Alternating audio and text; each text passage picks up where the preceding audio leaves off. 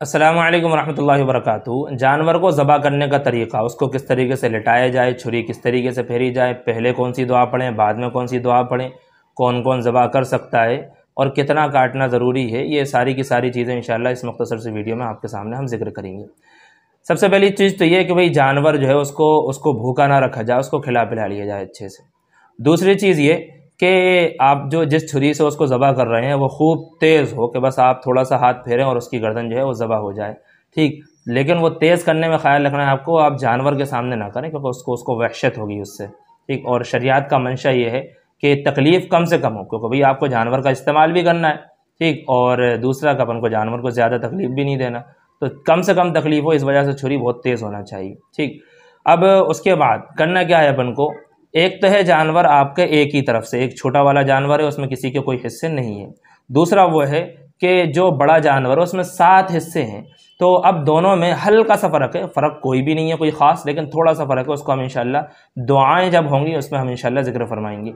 अब जब उसको जानवर को लिटाने का जब बारी आएगी तो लिटाने में हमें इस बात का ख्याल रखना है कि ज़बह करने वाले का रुख भी क़िबले की तरफ होगा और उस जानवर का रुख भी क़िबले की तरफ होगा। जानवर के रुख का मतलब उसके पैर क़िबले की तरफ होंगे, ठीक।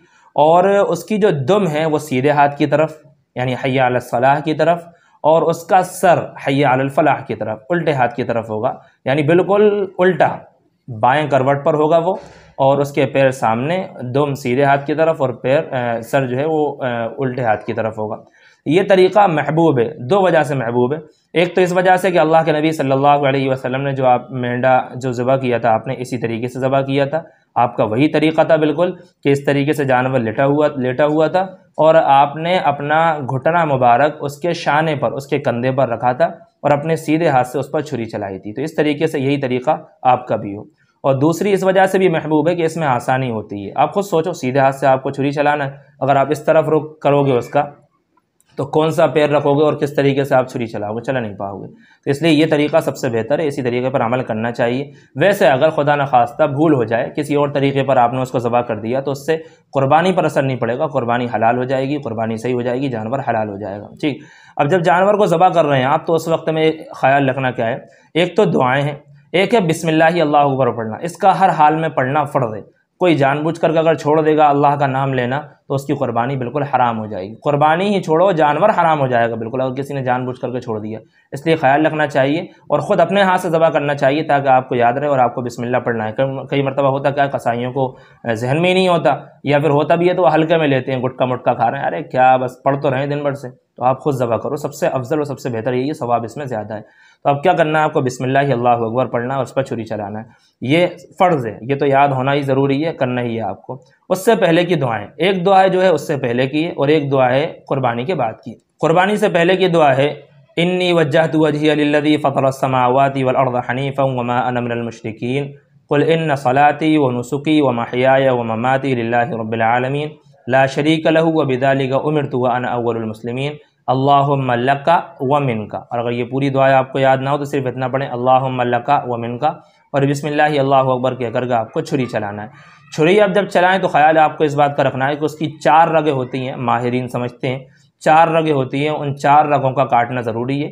अगर 4 किसी वजह से ना कट पाएँ तो कम से कम 3 रगों का काटना ज़रूरी है। अगर 3 नहीं कटी और 2 ही कटी और 2 छूट गई तो जानवर बिल्कुल हराम हो जाएगा, आप उसको खा नहीं सकते।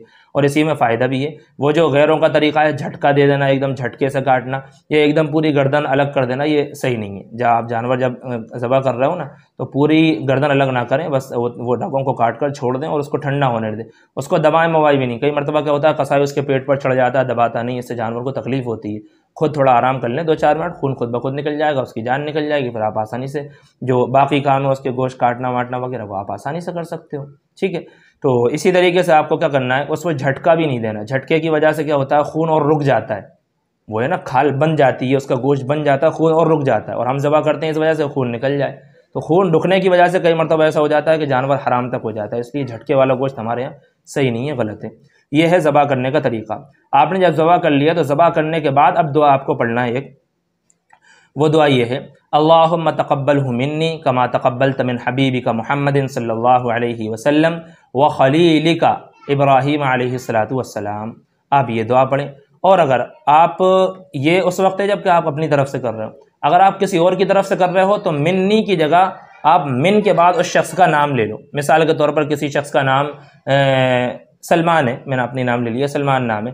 अल्लाह तो कहेंगे अल्लाहुम्मा तक़ब्बल मिन सलमाना कमा तक़ब्बलत मिन हबीबिका मुहम्मदिन सल्लल्लाहु अलैहि वसल्लम व तक़ब्बलत मिन खलीलिका इब्राहीम अलैहिस्सलातु वस्सलाम। इस तरह से जो दुआ है वो पढ़ना है। या इसी तरीके से आप 7 शुरका हैं, तो 7 शुरका में से एक शरीक आप भी हो और 6 शरीक और हैं, तो आपको क्या करना है, मिन्नी के बाद वो 6 लफ्ज़ बढ़ा देना है। थोड़ा ध्यान से सुन लो, बहुत अच्छी चीज़ है।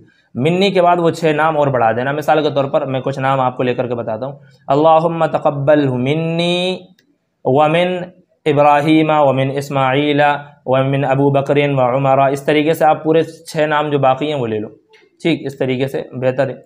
और अगर आप उन शुरका में से नहीं हो, आप अलग हो और वो 7 शरीक बिल्कुल अलग हैं, तो आपको मिन्नी नहीं कहना, मिन कहकर उन 7 के नाम ले लेना। आप बहुत आसान चीज़ है, थोड़ा बहुत ध्यान लगा लेना।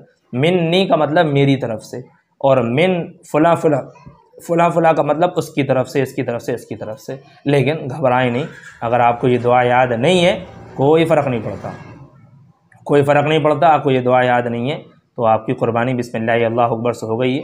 तो अगर ये कई मरतबा होता है ना बहुत ज़्यादा तकल्लुफ़, तो दुआ याद नहीं है तो पर्चे पे लिखी हुई है वो ले आए साहब, उसमें देख देख कर पढ़ना, नहीं, इतना तकल्लुफ़ करने की ज़रूरत नहीं है। हाफ़िज़ साहब को बुला लिए, साहब उनसे पढ़वा रहे हैं, नहीं, इतना भी तकल्लुफ़ करने की ज़रूरत नहीं।